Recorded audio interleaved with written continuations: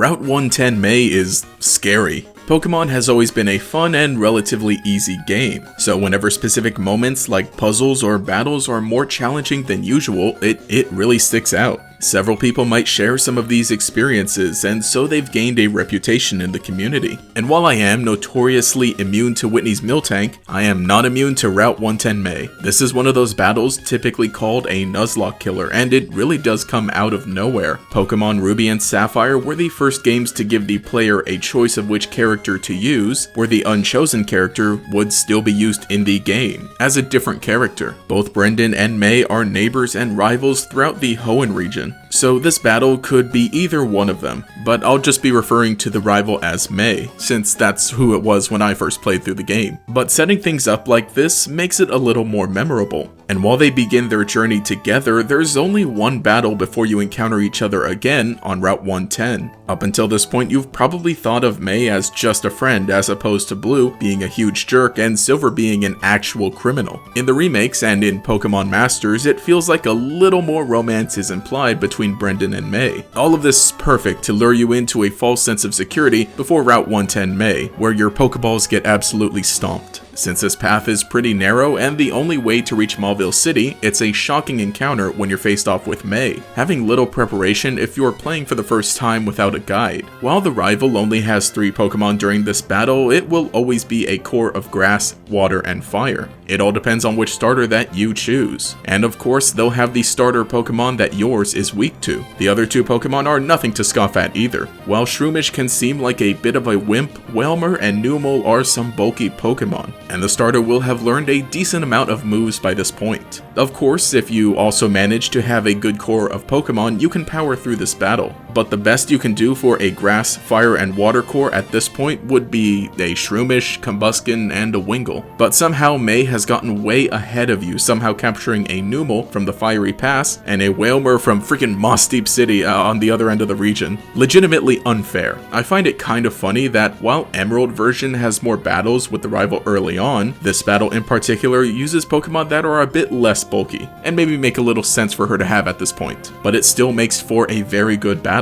And the best part is, of course, the battle theme. With the recent years of Pokemon music memes, this is one that's been highlighted. I even brought it up in my own video. I love the battle theme from Generation 3, and this is one of my favorites because it feels so intense for one of the friendlier rival battles in the Pokemon games. But it still maintains an upbeat feeling while you bop to the MIDI drums and trumpets. By the time you get to later rival battles, you'll have had a chance to catch some better Pokemon. Route 110 happens just before you have a chance at 3 badges. This battle being pretty challenging relatively early on makes it so memorable. Personally, I also strongly remember the Route 119 battle, because it takes place right before Fortree City after a long stretch through the route. So by this point, you're already worn out. But again, you should have some better Pokemon by now, like Tropius in cast form. And she's even using the same team as last time, so it's a lot more doable. With all the memorable battles in Pokemon, it's great that we're able to share similar experiences, as well as differences in our own unique playthroughs. But it's kind of remarkable that a smaller battle along the way has become one of the great memeable moments of the community. Just another piece of one of my favorite Pokemon games. For as long as I'm a Pokemon fan, I'll never forget Route 110 May.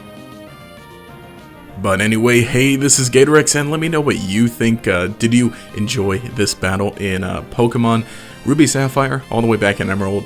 I can't really remember how different or more intense, if anything, it is in Omega Ruby Alpha Sapphire. I need to replay those sometime. Stick around because, you know, maybe we'll do that. That'll be fun, but definitely, you know, one of those nostalgia things. Like I said, Ruby Sapphire, Emerald, just Generation 3 overall, one of my favorite generations, very important to me, and was real fun. But you know, it's kind of neat to look back on this. If there are any other individual battles that you think maybe I should just look back on for a bit, obviously there's, you know, you can't go into like a full deep dive because it's just one battle. But maybe we'll go into like more characters specific later on. But what are some of your favorite battles in Pokemon overall? Whether they be difficult or just good for maybe story reasons or anything like that, leave a comment below. We'll continue the discussion down there. And if you enjoyed this video, leave a like, subscribe. If you'd like to support, you can also click that applause button next to likes and dislikes. If you'd like to see each new video as it comes out, there's a notification bell as well. Anyway, this has been Gatorex. Have a nice day.